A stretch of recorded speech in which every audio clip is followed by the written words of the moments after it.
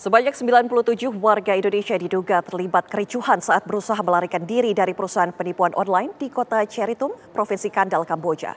Kedutaan Besar RI di Phnom Penh turun tangan untuk memberikan bantuan.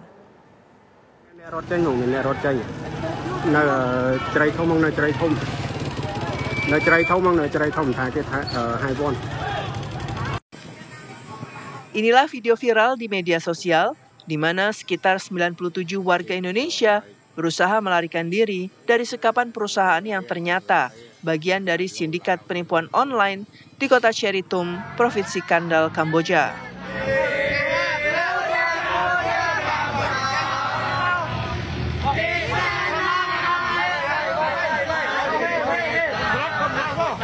Dengan pengawalan ketat petugas keamanan setempat, puluhan WNI itu berjalan kaki sambil menyanyikan Indonesia Pusaka. Dari 97 WNI tersebut, 86 ditangkap aparat kepolisian setempat, sementara 11 WNI lainnya dirawat di rumah sakit. Dalam video tersebut, salah seorang WNI mengungkapkan ada 2 WNI tewas ditembak saat mereka berusaha melarikan diri. Pak, kami lari Pak, semua Pak. Karena company kami Pak, perusahaan Pak. Ada yang mati juga Pak.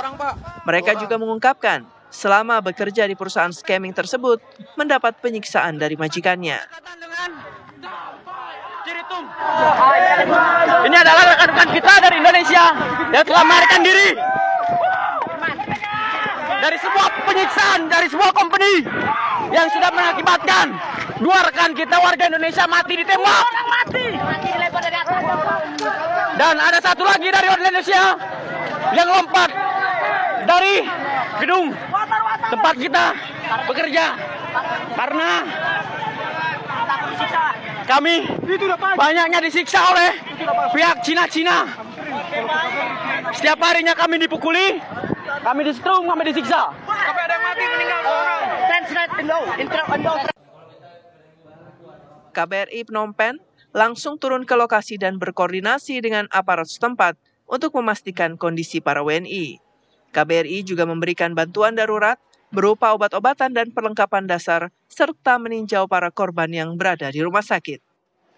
Seluruhnya akan dipindahkan ke detensi imigrasi di Phnom Penh sebelum dipulangkan ke Indonesia melalui proses deportasi resmi. KBRI menegaskan komitmennya untuk mengawal pemulangan dan memastikan hak-hak para WNI terpenuhi selama proses hukum dan repatriasi. Tim TV One mengabarkan.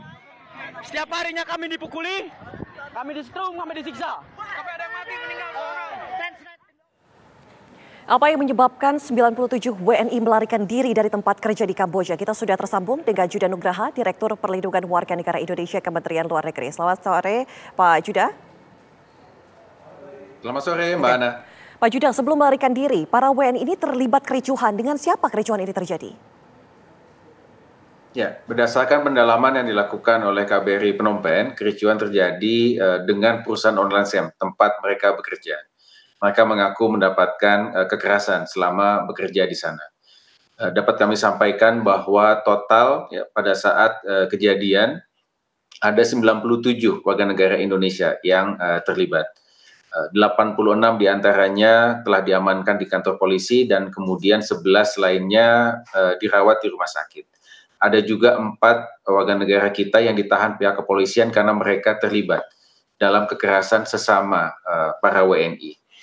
Dalam perkembangannya, ada 13 lagi warga negara Indonesia yang berhasil diamankan, sehingga total ada 110 warga negara kita yang dapat keluar dari perusahaan online scam tersebut. Oke, Pak, pemicu utama dari insiden ini sebenarnya apa? Apa karena kekerasan yang diterima oleh para WNI? Iya, betul. Jadi ini sebetulnya bukan kasus pertama yang kita tangani. Ya, ini adalah salah satu modus dari berbagai macam perusahaan online scam yang ada di Kamboja dan juga di 9 negara yang lain. Dapat kami sampaikan bahwa sejak tahun 2020 hingga saat ini total lebih dari 10.000 warga negara Indonesia yang terlibat dari perusahaan-perusahaan online scam ini. Dan oleh karena itulah kemudian langkah pencegahan sangat-sangat kita perlu dorong terus. Oke, Pak Judah, tadi sempat dikatakan oleh WNI dalam video yang tentu kita sudah sama-sama saksikan bahwa ada 2 WNI yang tewas. Apakah bisa dikonfirmasi, Pak? Tidak. Jadi setelah pendalaman yang dilakukan oleh KBRI, ada 11 warga negara kita yang dirawat di rumah sakit, dan saat ini semuanya sudah keluar dari rumah sakit dan sudah berada di Phnom Penh. Tidak ada warga negara Indonesia yang tewas. Oke, Pak, pendampingan hukum dari Bapak sudah adakah? Ya, untuk 4 warga negara kita yang ditahan, tentunya kita juga melakukan pendampingan hukum untuk memastikan pemenuhan atas hak-hak yang bersangkutan dalam sistem peradilan setempat. Kemudian bagi yang ditahan di detensi imigrasi, dapat kami sampaikan semuanya sudah berada di detensi imigrasi Phnom Penh. KBRI sedang mengupayakan untuk proses pemulangan mereka ke Indonesia. Dalam catatan kami, selama tanggal 22 hingga 24 direncanakan 67 WNI akan kita pulangkan ke Indonesia. Hari ini sendiri ada 44 yang dalam proses kepulangan ke Indonesia. Dan sisanya harapannya bisa segera kita pulangkan. Oke, bagaimana dengan yang ditahan, Pak? Yang ditahan ya kita akan ikuti proses hukum yang ada, karena tadi kami sampaikan sebenarnya mereka terlibat kekerasan sesama WNI di sana. Oke. Dan oleh karena itu kita akan coba pastikan pendampingan hukum untuk memastikan terpenuhinya hak-hak mereka seperti hak pengacara, penterjemah, dan juga mendapatkan perlakuan yang baik selama proses pengadilan. Oke, cukup banyak WNI yang ditahan, Pak. Kesalahan yang disangkakan kepada mereka ini apa, Pak? Tadi kami sampaikan, mereka terlibat kekerasan sesama WNI. Jadi tadi dalam kita bisa lihat dalam video juga ya, dalam pendalaman yang dilakukan, diduga mereka yang melakukan kekerasan sesama WNI. Kan tadi salah satu yang menjadi alasan para WNI kita keluar dari online scam adalah karena mendapatkan kekerasan. Nah, dari kekerasan tersebut diantaranya dilakukan oleh sesama WNI. Ini yang menjadi concern kita bersama, sekali lagi bahwa kasus ini bukan kasus yang pertama, kasus yang terlalu sering berulang.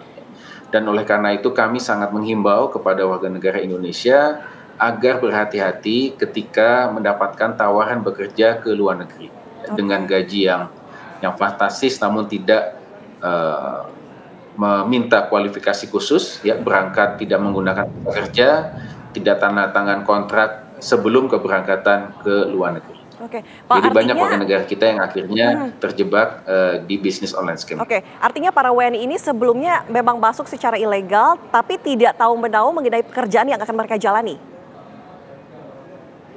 Dari 10.000 kasus yang kami tangani, beberapa memang terindikasi sebagai korban TPPO. Ya, artinya sebagai korban TPPO kita merujuk pada Undang-Undang 21 tahun 2007 mengenai pemberantasan tindak pidana perdagangan orang. Ada 3 unsur yang harus terpenuhi: tindakan, cara, tujuan.